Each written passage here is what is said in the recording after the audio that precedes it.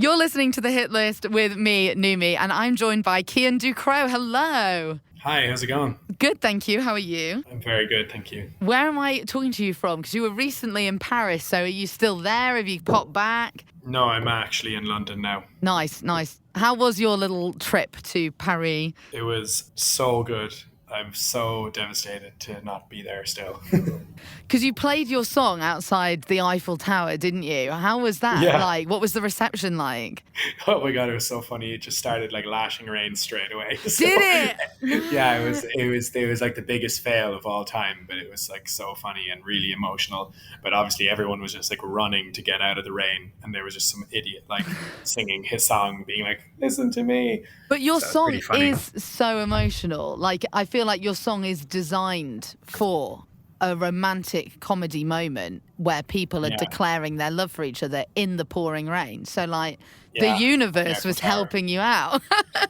Yeah, it was. Hopefully somebody was like, proposing somewhere in the background. Oh, that would have been amazing. They were just like, I've got a free soundtrack. You're a new artist to a lot of our listeners. How would you describe your music, but only using colours? Ooh. Oh, wow. I was not expecting the question to go there.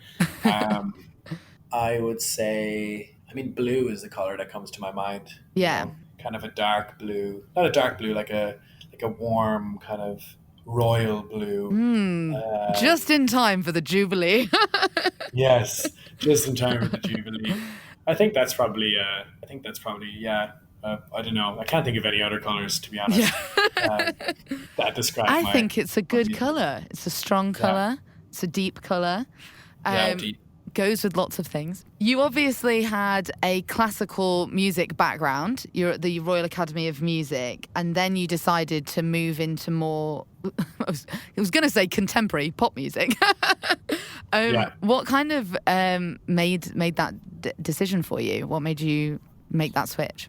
It was always on the cards, as they say. I had always been doing all sorts of music growing up. So although I was studying classical music and it was like very much my family, like I had been doing musical theater and, acting and singing and songwriting and all that kind of stuff. And it was just like gradually, I always knew I wanted to do pop music. I was in bands with my brother and like all that sort of those things that people do. And I think it just it came to a point where I was, I'd gone to school, I learned to produce, and then I went to classical music college, and it got to a point where the balance of trying to do the two was just not possible anymore. And I kind of knew I had to like go headfirst in the deep end, and I just kind of took the leap and kind of just went where my heart was telling me to go, and here I am. Well, it's working out pretty well, so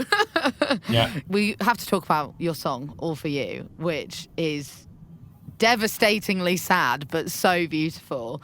I actually came across you organically on TikTok, which I love. I saw the video of you playing your song to your girlfriend's dad. Oh, nice. Which I absolutely loved. His reaction was just... It was actually so cute, wasn't it? It was so cute. Like, yeah, this isn't you. Who is it really? Yeah, it was. And that was like just, it was so, the video was just so like beautiful. And I was like, oh my God, like I wasn't expecting this to happen. It was like so funny, like filming it. I was like, he was like, what are we doing? And I was like, I'm just going to play you a song. And he was like, okay.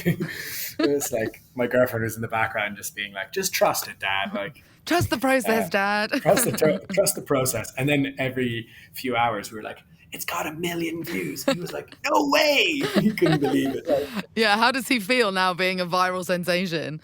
He loves it. He's feeling the fame. You could do a series where you play all of your songs to him and get like his first... Oh, absolutely. He's going to be absolutely he's going to be the forefront like of every single marketing campaign. Like, how do you find because I think TikTok's a very interesting place for musicians. It obviously can be such a powerful platform to promote, to get your name out there, but also it's almost like you have to be a full-time influencer. you put so much work into your TikTok, like you churn them out. How do you find that? Do you enjoy it? Do you think it's a challenge? Yeah, I mean, I love it, and like it is what it is. Like you have to do it, and it's just part of the job. And like it's like if when video came out, if like musicians and artists were like, oh, I don't want to make music videos because like that's like for movie stars. Like it's just something you have to do. Like the game changes, and like I think if you're not doing it, you're missing out. And Yeah. if you can get enjoyment out of it and try and do it in a way that you really like, that's really fun for you, and that you're getting like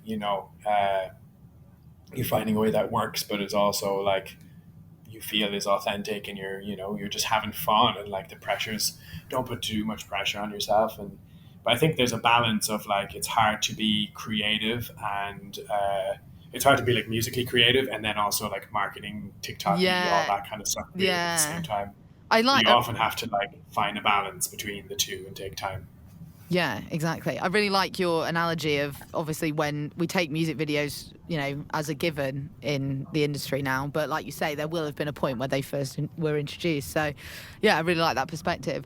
The song is obviously such a sad song. Are those your favourite songs to write, or was it just that this song came about and is what took off first? Yeah, I just love emotional music. Like I love music that's just filled with uh, like dramatic emotion and sad songs, I guess. And like when it came to classical music, I loved like just super emotional, passionate music, and that's what I want to make when I'm making, when I'm writing songs. And then I love songs like that. And I just think that's what speaks to me the most. Yeah.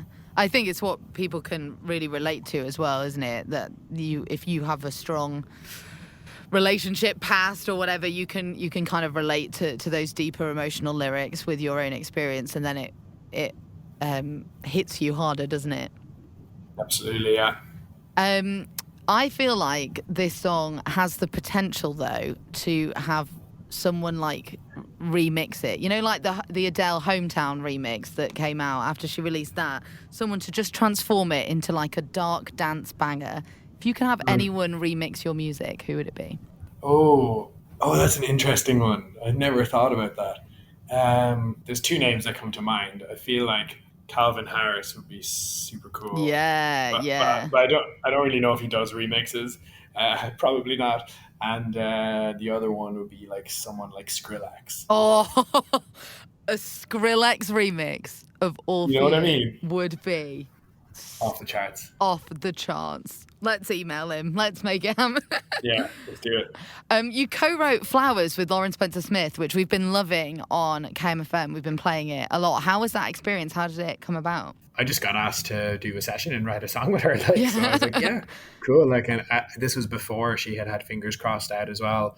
And I just loved her voice, and we just met, and we just wrote in my studio at home, and we just like had a laugh for like 4 hours, and then somehow at the other end of it we had a song, and we were like, oh, sick. And yeah, we wrote another song as well, which I'm sure will be out in the world at some point. And we just had a really, really great time. And just like, when you connect with someone, you can write music like that, and it's very easy and fluid. It's a super fun experience. You're playing London at the Lafayette on the 20th of September. Pre-sale tickets have already sold out twice, and general sale go on sale tomorrow. How excited are you? What can we expect from the show? I'm so excited. Like, it doesn't feel real because I just like supported Sam Ryder there like a couple of months ago. So like, I think when I finished that show, or when I finished my very first headline show in a much smaller venue, I think my agents had told me like, yeah, we booked you we booked you like, these dates in advance, in case we're going to do a show. And I was like, oh my God, like that'd be so cool. Like, imagine if I can sell out a show at Lafayette, like in a couple of months, that would be crazy. And here we are doing the show, like hopefully in a few months. And like, yeah, it's really exciting. And like to have sort of sold out the pre-sale so quickly was crazy. Yeah. Yeah, I'm really excited to just put together something like really special. Yeah, amazing. I think it's going to be really exciting. I saw that you tried the orange and espresso hack on TikTok. I did it, Yeah. and my reaction was almost identical to Yeah. yours. Have you had it since, or was it like, that's it? No.